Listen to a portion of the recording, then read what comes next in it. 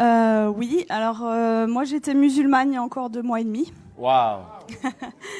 Et je suis médecin, on m'a annoncé un cancer des ovaires au mois de juin. D'accord, d'accord. Et pendant 3 semaines, un mois, en fait, j'étais très très mal, jusqu'à entendre parler de Jésus.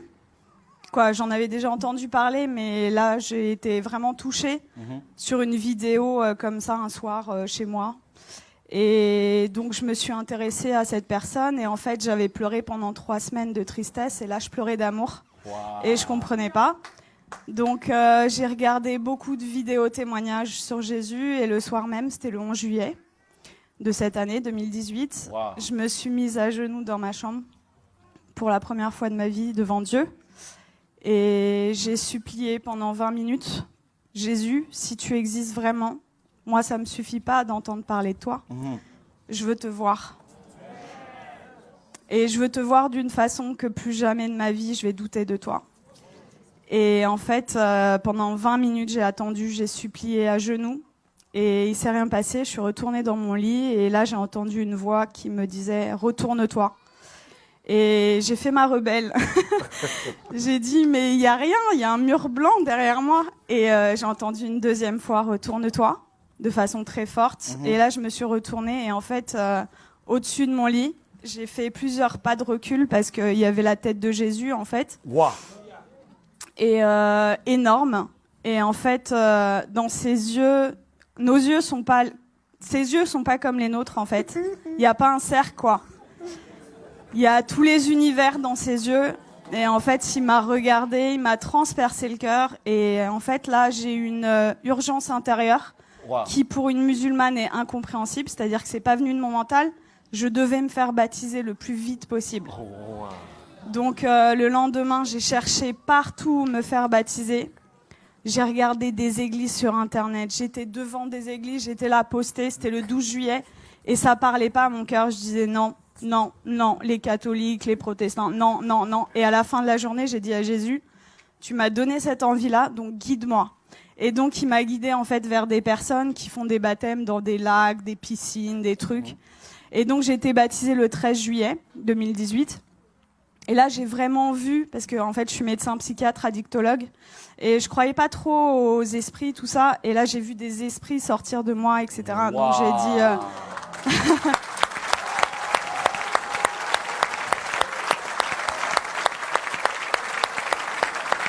Est-ce que ça vous dérange de venir un peu?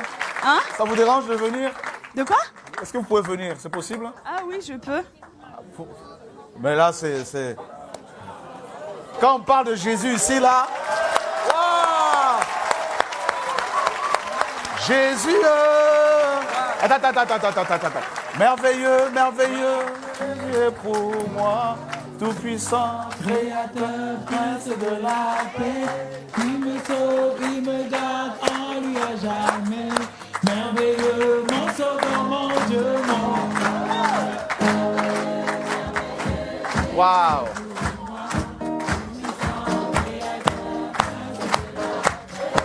Il me sauve, il me garde en lui à jamais. Merveilleux, merveilleux, Jésus est pour moi, puissant, créateur, prince de la paix. Il me sauve, il me garde en lui à jamais. Merveilleux, merveilleux, Jésus est pour moi, tout puissant, créateur, prince de la paix. Il me sauve, il me garde en lui à jamais.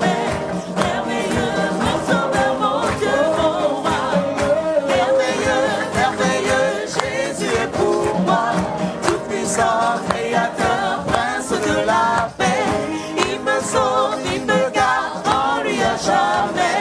Merveilleux, mon sauveur, mon Dieu, mon roi.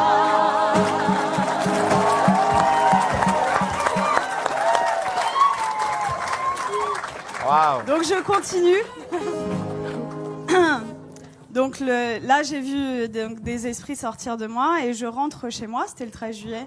Et là, dans mon lit, je commence à parler une langue où je comprenais rien. Et là, je dis, mais qu'est-ce que c'est que ça? Et en fait, on m'a dit après, c'est du parler en langue. Mais chez les musulmans, ça n'existe pas. Donc moi, j'avais jamais entendu parler du parler en langue. Et ça a duré 3/4 d'heure, 1 heure. J'ai parlé une langue où je comprenais 0 mot. Et en fait, j'ai senti une énergie remonter de mon ventre. Et je prenais comme ça. Et je jetais, en fait. Ça a duré 3/4 d'heure, 1 heure. Et là, au bout de 3/4 d'heure, 1 heure, j'ai arrêté de parler. Et j'avais des douleurs depuis 4 ans, tous les jours. Et là, pour la première fois depuis 4 ans, plus aucune douleur.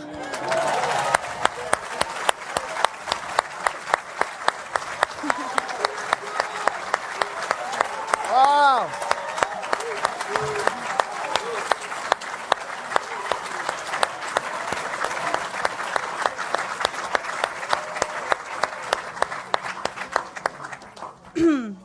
Et donc là, j'ai dit, ok, je suis guérie, c'est bon. J'ai pris rendez-vous chez mon gynéco le 17 juillet. Et j'arrive et je lui montre les examens complémentaires, les marqueurs tumoraux, l'IRM pelvienne. Et il me dit, bon, écoutez, alors c'est une maladie très sévère. On va opérer, on va faire un traitement, etc. Et là, je le regarde avec le sourire et je lui dis, vous savez pas ce que je vais vous dire? Je suis guérie. Et là... Et là, il me dit, comment ça, je comprends pas. Il m'a écouté quand même parce que je suis médecin, j'ai un cabinet juste à côté de chez lui, quoi. Donc il savait que c'était pas n'importe, voilà. Et là, je lui dis, mais en fait, je suis guérie. Et il me dit, bon, parce que le déni en médecine, ça existe beaucoup. Il me dit, bon, allez, on va faire l'échographie. Et en fait, là, il me fait l'échographie et il était bouche bée. Donc, en fait, il passe sur l'ovaire gauche. Là, il me dit au ralenti, ovaire gauche normal. Et après, il passe sur l'ovaire droit et il me dit, ah, il y a 2 images. Je dis, ouais. Et il me dit, ah, mais attendez, c'est des follicules de maturation. Donc, en fait, les follicules de maturation, c'est ce qui donne les ovules. Et moi, je n'en avais plus. Donc, en fait, là, mes ovaires étaient morts et ils sont revenus à la vie. Oh.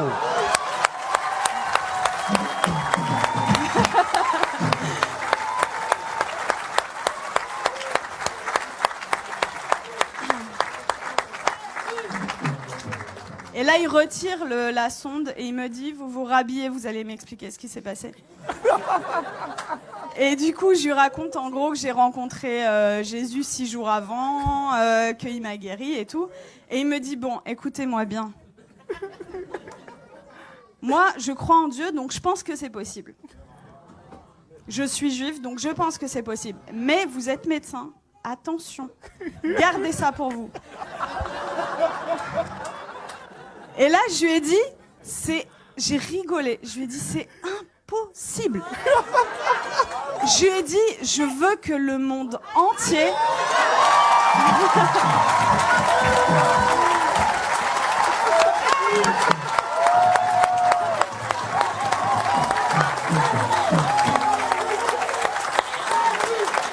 Jésus, Jésus, Jésus, Jésus, Jésus, Jésus, Jésus, Jésus, Jésus, Jésus, Jésus, Jésus,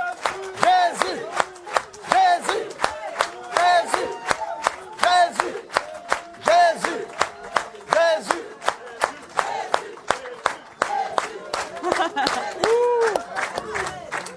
Je lui ai dit, je veux que le monde entier sache que Jésus est vivant.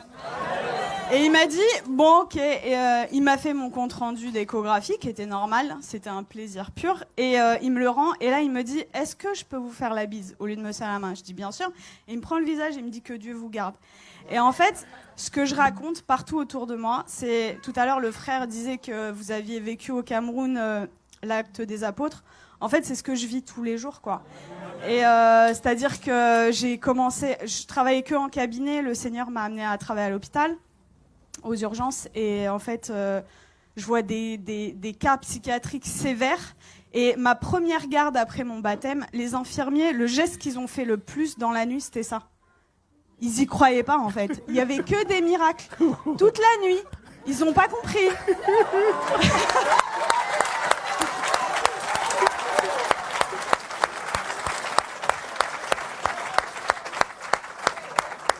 Et en fait, partout où je vais, partout où le Seigneur donc est avec moi, il se passe des miracles. Et c'est ce que je dis, en fait. Moi, ça fait que 2 mois et demi que je suis chrétienne. Et je vois les frères et sœurs, ils osent pas parler de Jésus. Ils ont limite honte de lui. Je dis, mais oh! Moi, je vais au salon de coiffure, il y a des coiffeuses qui sont guéries. Je vais à la boulangerie, à la boulangère.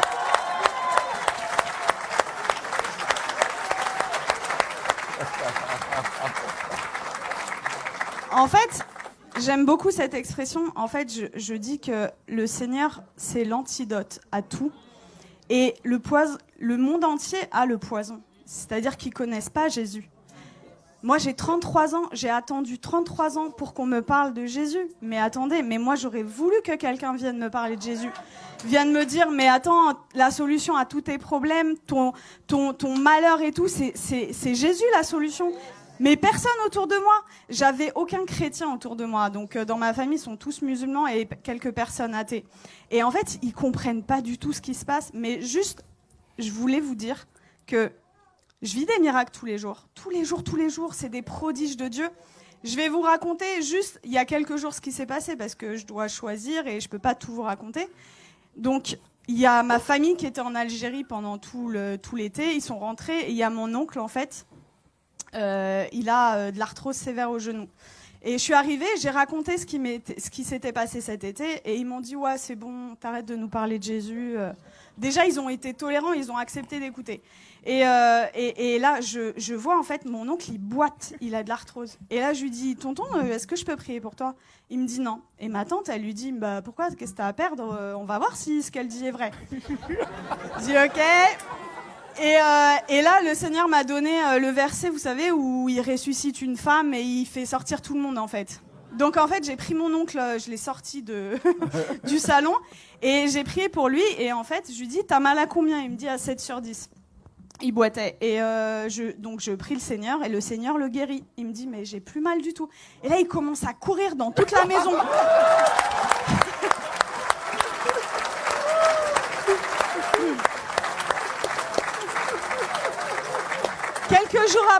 Quelques jours après, je retourne dans la famille et là, il me dit, Nermine, tu vas pas me croire, j'ai vu mon ophtalmo. En fait, il voit son ophtalmo 2 fois par an et pour son glaucome. Donc, le glaucome, c'est une maladie chronique, c'est à vie, c'est comme le diabète.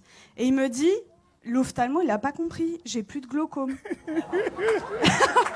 Il lui a dit, je peux pas t'arrêter les 2 traitements parce que voilà, mais j'en arrête 1 sur 2. La prochaine fois, s'il y a plus rien, on arrête le 2e, quoi.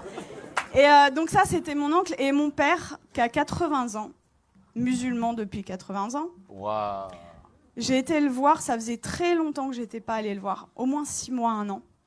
J'ai été le voir jeudi dernier. Et en fait, je lui ai raconté ce qui m'est arrivé.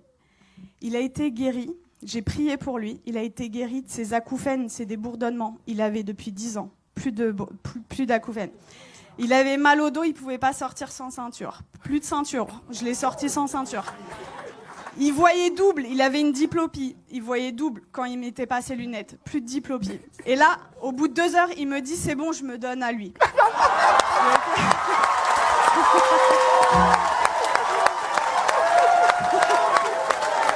Jésus!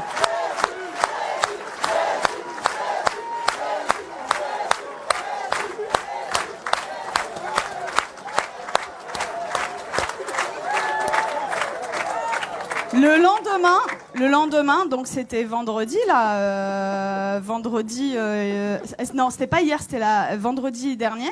Vendredi, j'arrive, donc le lendemain, en fait là, il me dit, tout ce qu'on s'est dit là, t'oublies, c'était des bêtises, tu me parles plus de Jésus.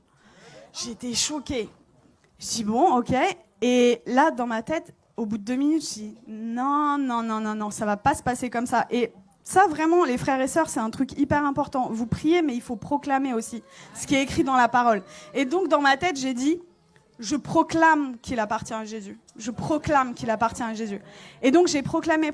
Et là, il me dit, j'ai la tête lourde et tout. Et je dis, j'ai vu l'opportunité. Je dis, je peux prier pour toi? Et il me dit, non, tu m'approches pas. Et donc, en fait, 3 fois d'affilée, en 1 heure, peut-être 3 fois, je lui ai proposé. La 3e fois, il me dit, ça prend combien de temps? Je lui dis 5 secondes. Je dis ok, il me dit ok, donc je mets ma main comme ça, je chasse les esprits au nom de Jésus.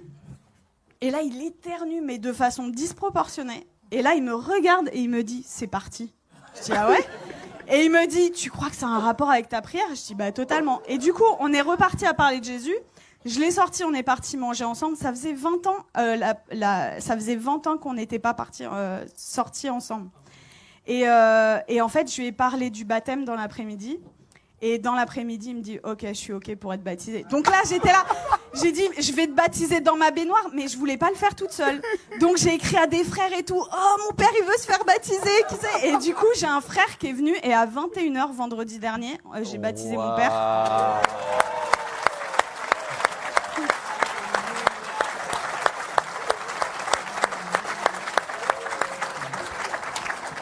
Et voilà, pour vraiment vous dire que rien n'est impossible. Il a 80 ans, il est musulman, jamais. Alors, après ma conversion, le Seigneur m'avait donné une vision où je baptisais mon père.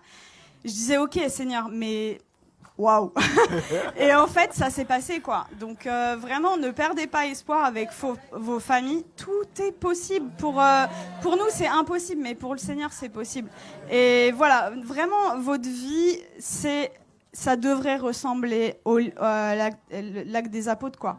Donc vraiment, n'ayez pas honte de parler de Jésus. Qu'est-ce que ça va vous coûter? Vous passez à la boulangerie. Vous savez, moi, je suis dans ma voiture et même sur le périph', j'ai des gens, en fait, je loue le Seigneur. J'ai effacé toutes mes musiques du monde, là, et j'ai mis des louanges. Et donc, je chante et tout. Et même sur le périph', il y a des gens, ils passent sur le périph', ils me font comme ça. Et moi, j'ouvre ma fenêtre et je leur dis « Jésus! Jésus est la réponse !» Et voilà. Et en fait, franchement, si moi, en tant que médecin, et venant d'une famille de musulmans, je prends le risque. Vous qui avez votre famille, etc., qui croyez, mais osez, quoi.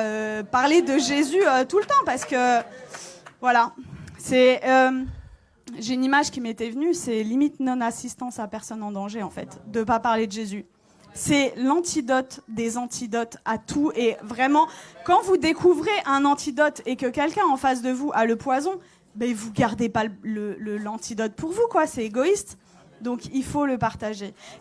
Wow. Voilà. Et tout à l'heure, je suis arrivée, j'ai parlé avec Laurent et ça m'a beaucoup touchée parce que quand j'étais petite, en fait, quand on me demandait quel métier tu veux faire, je disais Mère Teresa.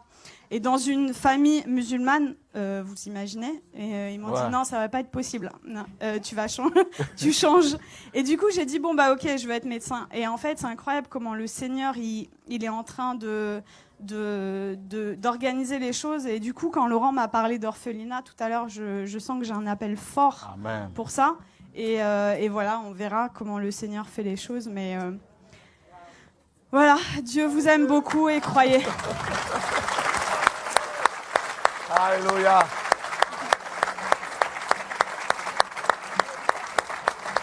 Waouh, gloire à Dieu.